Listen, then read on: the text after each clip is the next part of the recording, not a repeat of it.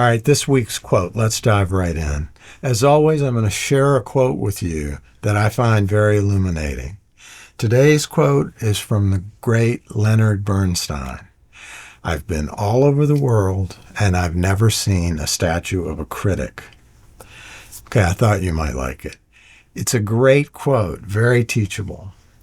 But I have suspicions. Was he the only person to say it? If not, was he first? Also, is it accurate? No, and hell no. I've found, though, that the best quotes almost always have more than one source. Sometimes these sources are people who work together, otherwise would have been traveling in the same circles. Sometimes great minds think alike. So being the intrepid investigator that I am, I started investigating, mainly because I knew you'd rip me apart on this if I didn't cover my bases. Seriously, though, that'll make more sense later. I found that there are some examples. Once I started looking, I found this news item, for example. You read that right. A statue has been built of movie critic Roger Ebert at a movie theater in Champlain, Illinois. The statue was erected 11 years ago in 2014, which is long after Bernstein's 1990 death. But I also found other examples of statues being made for critics. But of course, that doesn't mean Bernstein saw any of them. Plausible deniability, I love it. I've been all around the world and I've never seen a statue of a critic. Admit it, this one's a gem. It's got social proof. I've been all around the world. It's got plausible deniability. I didn't see anything. It's got snark. It's all there. I love it. I certainly believe that critics are far behind actual creators in terms of numbers of statues erected. Anyway, the inspiration that caused me to bring this up in the first place is for reasons that Leonard couldn't possibly have envisioned. Now that I'm doing these YouTube videos, I'm very aware that everyone's a critic. And in a way, to me, this new world is not welcome. I liked it better when I didn't have to know you hated me. But I haven't experienced more than a handful of problems with that because my channel's not big enough yet. But I see the invective on the big channels, and it scares me a little bit, I have to be honest. Now, as far as professional critics, I mean, they're a small part of the problem you might face in 2025 and beyond, unless, of course, you're wildly successful. Let's say you become wildly successful with your public-facing endeavor.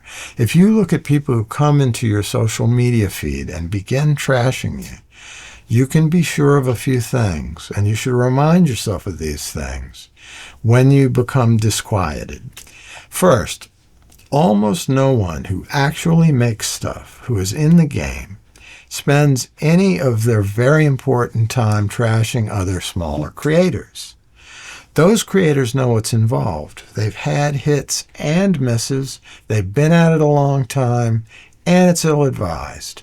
More likely, they're applauding your efforts quietly from the sidelines, or it's just,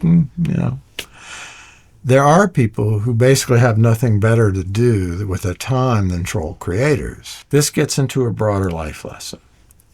I'm just telling the truth. How many times have you heard this before? Okay, the truth, right?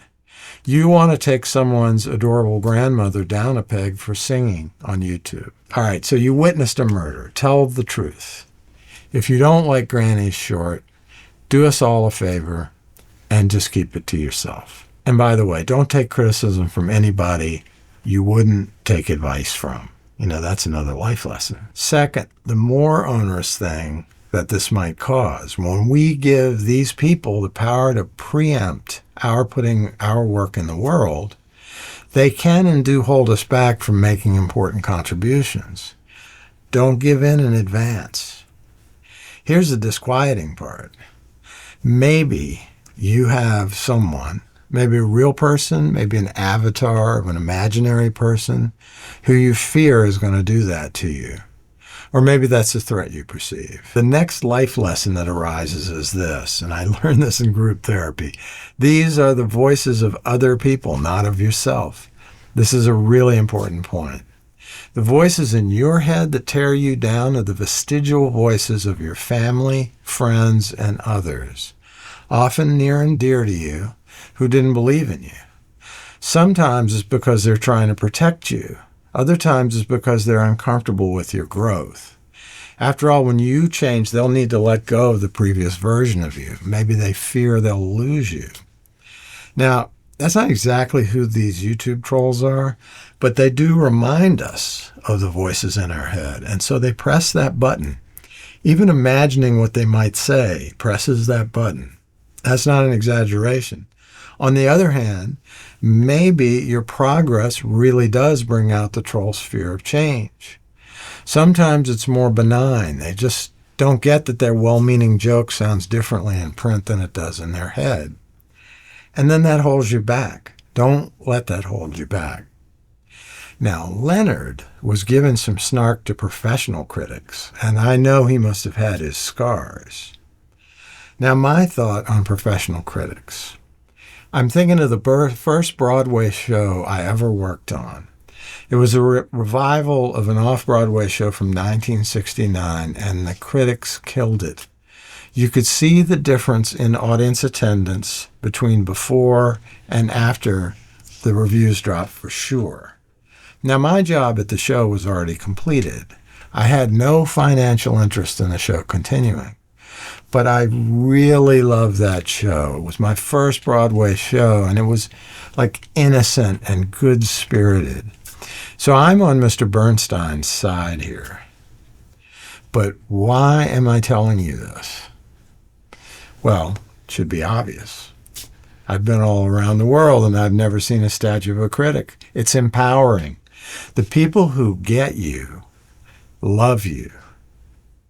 Nobody loves a critic. See you soon.